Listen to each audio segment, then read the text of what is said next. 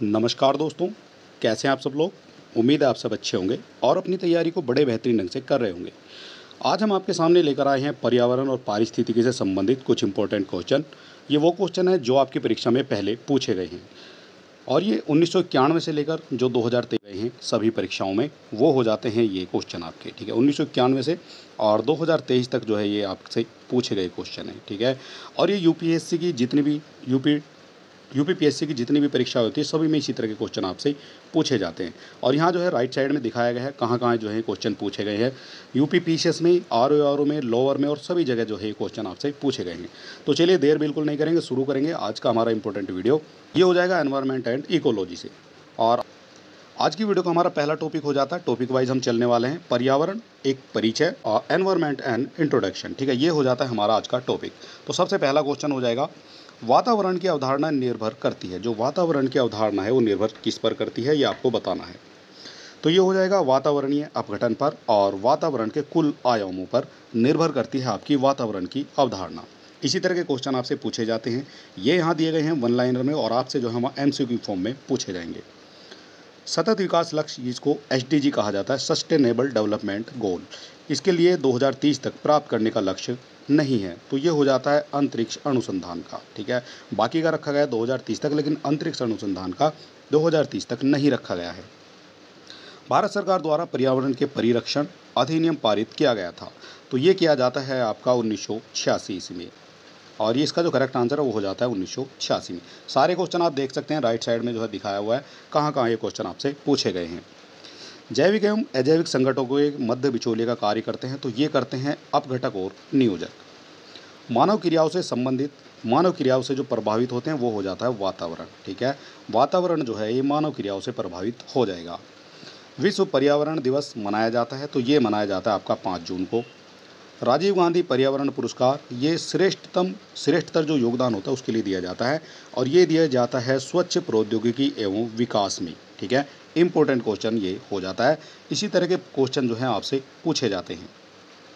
प्रत्येक वर्ष दिए जाने वाले इंदिरा गांधी पर्यावरण पुरस्कार का जो आधार है वो क्या हो जाएगा, तो वो हो जाता है पर्यावरण के क्षेत्र में एक सार्थक योगदान देना, ठीक है। ये प्रत्येक वर्ष दिया जाने वाला हो जाता है, इंदिरा गांधी पर्यावरण पुरस्कार हो जाता है और पर्यावरण के क्षेत्र में सार्थक योगदान के लिए दिया जाता है।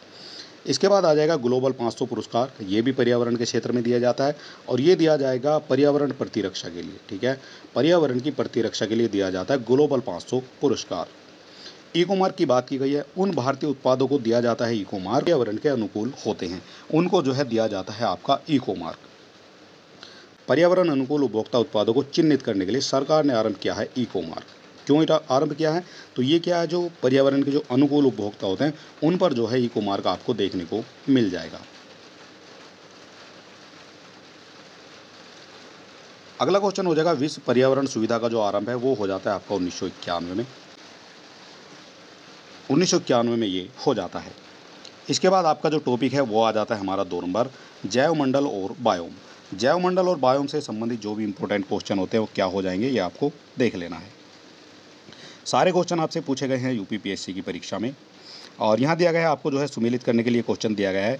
एक तरफ आपका जैव मंडल है और दूसरी तरफ आपकी अवस्थी दी गई है, कहाँ हो जाएगा। तो सिमलीपाल सबसे पहले पूछा गया था आपसे, ये उड़ीसा में हो जाता है। पंचमढ़ी हो जाता है आपका मध्य प्रदेश में। नंदा देवी उत्तराखंड में, ये सभी जानते हैं। और नोकरेक जो है ये हिमालय में हो जाता है और नोकरेक जो है ये जैव मंडल है और ये नोकरेक के नाम से पहाड़ी भी है आपकी मेघालय में, ठीक है। इससे भी आपको ये याद रखना है। इसके बाद घटते उत्पादकता के जो क्रम में पारितंत्र का जो है सही क्रम क्या हो जाएगा। घटते उत्पादकता के क्रम में पारितंत्र का सही क्रम आपको बताना है कौन सा हो जाता है। तो सबसे पहले मैग्रो आ जाती है, फिर घास के मैदान, झील और सबसे बड़ा हो जाता है आपका सागर। आपको बताना था उत्पादकता के घटते क्रम में।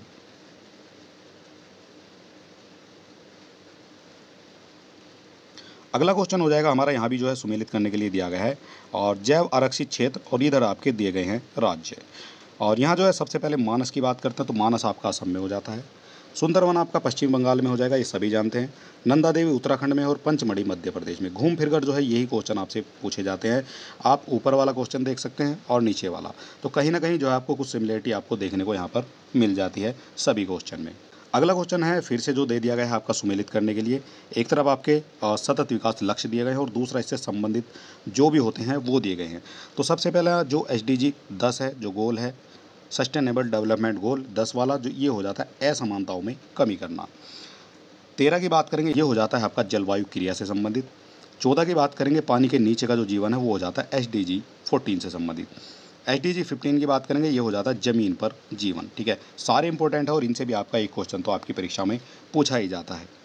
पादप प्लवक अधिकता में वृद्धि करते हैं, तो ये करते हैं आपके लिम्नेटिक क्षेत्र में। लिम्नेटिक क्षेत्र हो जाता है जिसमें पादप प्लवक जो अधिकता में वृद्धि करते हैं। पानी का खुला क्षेत्र होता है, तो पानी का जो खुला क्षेत्र है वो हो जाता है आपका लिम्नेटिक क्षेत्र। इंपॉर्टेंट क्वेश्चन हो जाएगा, यहाँ से आपके क्वेश्चन बनते हैं। ये सारे क्वेश्चन पूछे गए हैं राइट साइड में, जो आपको दिखाया भी गया है कहाँ कहाँ ये क्वेश्चन पूछे गए हैं। और 1991 से लेकर जो है 2023-24 तक जो भी क्वेश्चन पूछे गए हैं UPPSC के द्वारा, वो सब आपको मिलने वाले हैं यहीं पर। इनसे आपके जो हैं क्वेश्चन काफ़ी रिपीट होते हैं, ये भी आप सभी जानते हैं। बात करेंगे पोषक तत्वों का जो स्तर होता है वो खाद्य श्रृंखला में जीवों के संबंध होने से होता है पोषक स्तर बनने का। पारिस्थितिकी अनुक्रमण के 4 महत्वपूर्ण चरण होते हैं। सबसे पहले क्षीणता आ जाएगी, आक्रमण, प्रतिस्पर्धा और स्थानांतरण। ये होते हैं आपके पारिस्थितिकी अनुक्रमण के 4 महत्वपूर्ण चरण। अगला क्वेश्चन हमारा प्रतिशतता के आधार पर वायुमंडल में सर्वाधिक पाई जाने वाली गैस। सर्वाधिक पाई जाती है, ये लगभग 78% के आसपास पाई जाती है आपकी नाइट्रोजन। ठीक है, यहाँ से भी आपके क्वेश्चन पूछे जाते हैं। इसके बाद हो जाएगा हमारा जो तीसरा पॉइंट दिया गया है पारिस्थितिकी एवं पारिस्थितिकी तंत्र। ठीक है, तो इकोलॉजी एंड इकोसिस्टम किस तरह से हो जाता है, क्या क्या क्वेश्चन आपके यहाँ से पूछे जा सकते हैं, वो हम सभी देख लेते हैं। तो ये हो जाएगा जो सर्वप्रथम इकोसिस्टम का जो शब्द दिया गया है, ये दिया गया है टैंसले के द्वारा। ठीक है, AG टैंसले इनका पूरा नाम है। AG टैंसले के द्वारा जो है सर्वप्रथम इकोसिस्टम शब्द दिया गया है। एक स्थलीय पारितंत्र का जो उपभाग नहीं है, तो ये हो जाता है सागरीय पारिस्थितिकी तंत्र। सागरीय जो पारिस्थितिकी तंत्र है वो एक स्थलीय पारिस्थितिकी तंत्र का उपभाग नहीं है। वातावरण प्रभावित होता है, तो जो मानव की क्रियाएं होती हैं उनसे जो वातावरण है वो आपका प्रभावित होता है। जिस तरह से आप पेड़ काटते हैं तो वहाँ जो है बारिश कम हो जाती है और कटान हो जाता है, और मिट्टी का जो है कटाव होता है। ठीक है, अपर्दन की, मिट्टी अपर्दन की जो है प्रक्रिया होती है। तो इस तरह से जो वातावरण जो है प्रभावित होता है मानव क्रियाओं से। मोनोक्लाइमेक्स एकल चरम जो है इस सिद्धांत का प्रतिपादन करेगा, तो ये हो जाता है FE क्लेमेट्स का। सारे क्वेश्चन इंपॉर्टेंट दिए गए हैं, और अगर आपको वीडियो अच्छा लगता है तो आप हमारे चैनल को सब्सक्राइब कर सकते हैं, वीडियो को अपने दोस्तों में भी शेयर कर सकते हैं।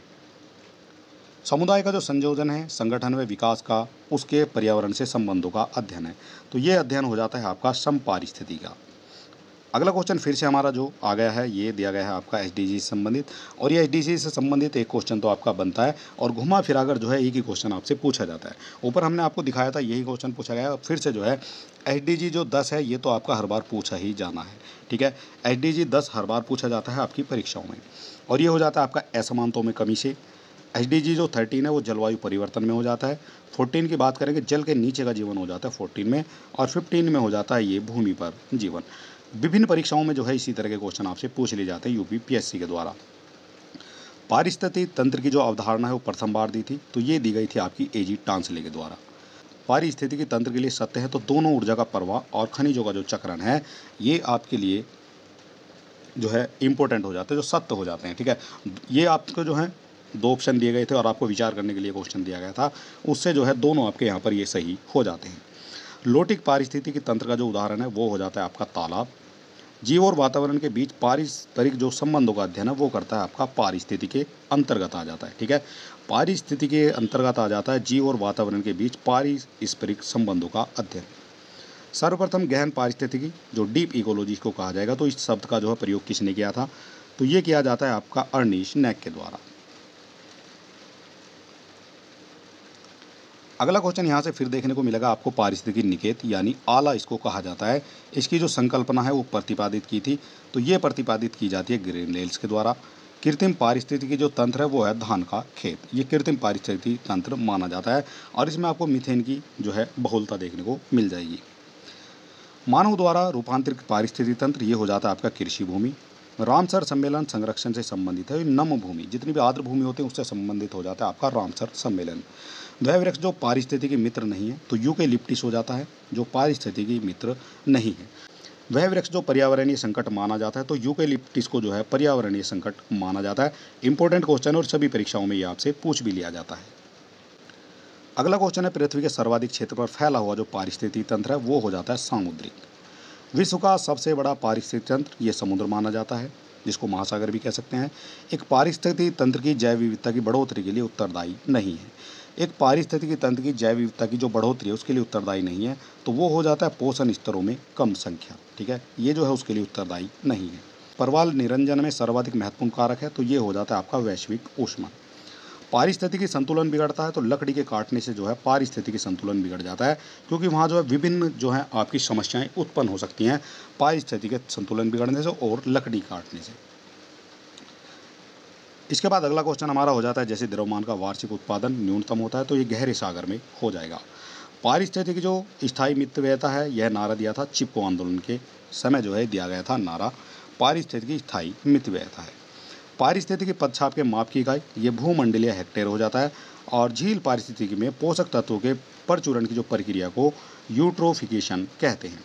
तो चलिए दोस्तों, आज हम केवल अपनी वीडियो को इतना ही रखते हैं, क्योंकि समय का हमारे पास भी अभाव है, और कल हम आपको कराने वाले हैं इसका जो टॉपिक 4 हो जाएगा, पारिस्थितिकी तंत्र के प्रकार्य एवं पदार्थों का संचरण। ठीक है, तो आज का वीडियो यहीं तक, और अगर अभी तक आपने हमारे चैनल को सब्सक्राइब नहीं किया तो आप सब्सक्राइब कर सकते हैं, वीडियो को अपने दोस्तों में भी शेयर कर सकते हैं। तो चलिए दोस्तों, मिलते हैं नेक्स्ट वीडियो में, तब तक के लिए नमस्कार, जय हिंद।